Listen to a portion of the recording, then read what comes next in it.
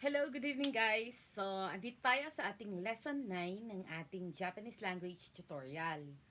So, medyo gaanan lang naman muna natin ang pag-aaral tonight.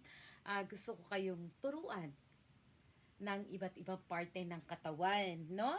So, magsisimula tayo sa ulo, pababa. 10 word sa isang araw or sa isang lesson. Okay. So, ngayon, tuturuan ko kayo ha. Okay? Panoorin niyo po, body parts.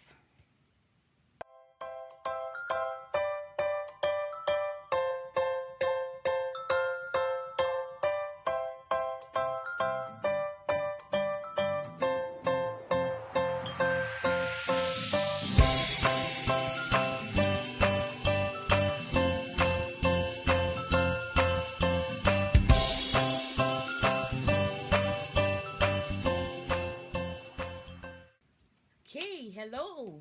So, sabi ko nga, 10 words in a night sa ating body parts sa isang lesson.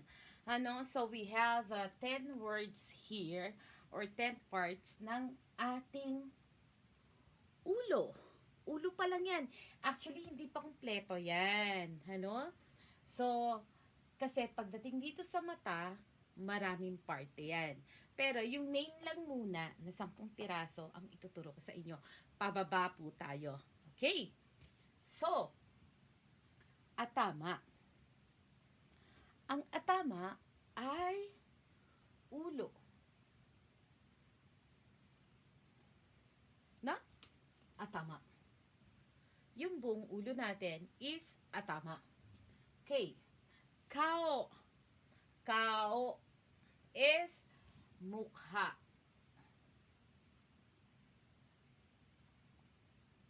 Mukha. Odeko. Odeko is this. Noo. Noo. Kaminoke. Kaminoke is buhok. Ito, marami hindi nakakaalam nito. Tsumuji. Tsumuji. Ito ay puyo. Kasi nasa part po tayo ng ulo, kaya kasama ang puyo. Okay. Me. Me is eyes. Mata. Hana. Ilong.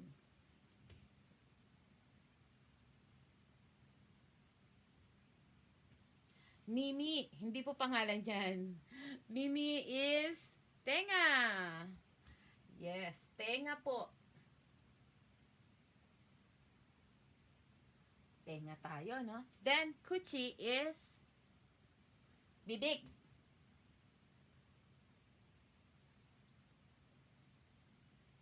And ago. Ago yung spelling niya, pero ango ang bigkas sa kanya. So, ago is baba.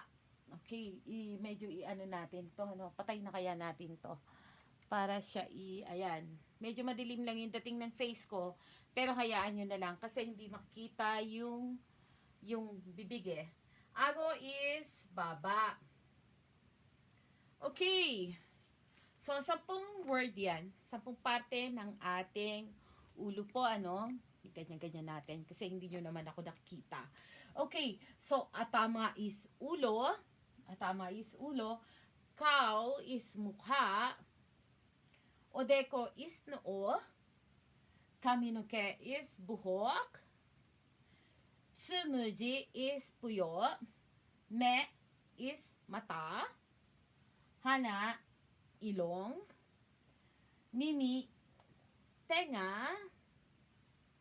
Kuchi, bibig. Bibig. Tapos, ago is baba. No? Hindi ko na ituturo muna sa inyo. Pero i-elaborate ko kung ano yung nilalaman ng me at kung ano yung nilalaman ng kuchi sa susunod nating lesson, sa ating lesson 10. Kasi kung ito ay muka, yan, lapad ang mukha ko, no? Marami pang laman yan eh. Yung main parts lang yung sinabi natin. So, one more lesson. Okay, ay one more bigkas uli. Okay? So, atama is ulo, kao, mukha, odeko, noo, kaminoke, buhok, tsumuji is puyo. Bihira lang pong gamitin to tsumuji, no?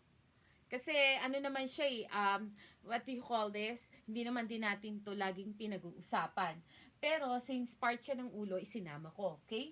Tsumuji is puyo, me is mata, hana is ilong, mimi is tenga, kuchi is bibig, and ago is baba.